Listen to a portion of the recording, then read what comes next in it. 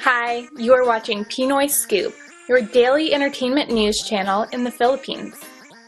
So many pieces all back together now. What's your vision?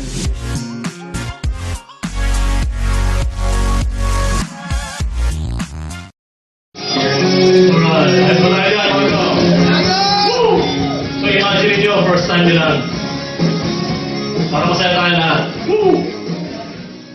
Alam nyo, dati, mahilig akong magsuot ng itim na t-shirts. So lagi ako napagkakamalang adik. So bumili ako ng maraming puting t-shirts. Kaya naging tawag nila sa akin noon, "Hoy! Nakaputing adik!" Alright. Woo! Pag ako'y nanonood sa studio ng Showtime o sa ASAP, napapansin ko, ang daming maganda ron. Maganda nga sila. Wala naman silang gusto sa akin. Eh di wala rin silang pakinabang. Alright!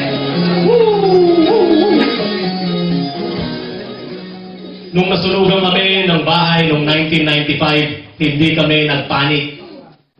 Yun ay isang business opportunity para sa aming pamilya.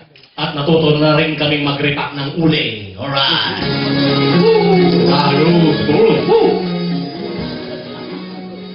May dalawa akong natutunan sa loob ng bilangguan. Una, paano umilag sa saksak. At pangalawa, karamihan pala doon ay pabor sa same-sex marriage. Alright!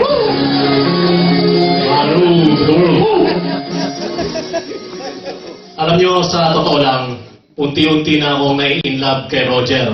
Lalo na kapag siya ay nagdadamit babae. Problema lang, ayaw niya mag-ahit.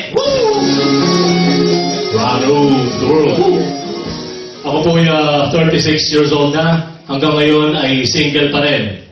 At unti-unti ko nang nararating ang pangarap ng bawat lalaki. Ang maging sugar daddy. Alright! Ay, patay lang, mga chong. Alright. Alam niyo, sabi nila, pag kumain ka ng pansit, hahaba ang buhay mo. So mamaya, pag nakakita kayo ng nabarel, pakainin niyo ng pansit. Ay, Brad! May pansit ako. So sa ospital, malamang itawag doon CPR. Cardio, pansit, resuscitation. Cardio, pansit, resuscitation. Dok, flatline pa rin. Natural, walang kalamansi. Alright. Round room, duro. Yun lang po. Thank you very much. Woo!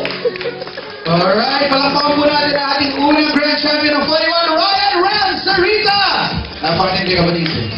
Siyempre, welcome din po na. Thank you for watching today's entertainment news here at Pinoy Scoop. Please don't forget to subscribe. Just click on the subscribe button below. Have a great day. Goodbye.